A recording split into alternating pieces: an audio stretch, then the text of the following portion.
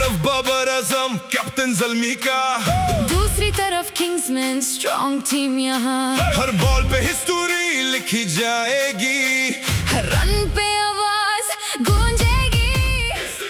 क्या आप तैयार हैं? साल के सबसे बड़ा टकराव, PSL 11 का फाइनल आ गया। लाहौर कद्दाफी स्टेडियम रोशन है। It's the King v Kingsman. It's the King v Kingsman. It's the King v Kingsman. It's the King v Kingsman. एक तरफ बाबर आजम कैप्टन ज़ल्मी का, दूसरी तरफ किंग्समैन स्ट्रॉन्ग टीम यहाँ। हर बॉल पे हिस्ट्री लिखी जाएगी, हर रन पे आवाज गूंजेगी। Feel the fire, feel the game.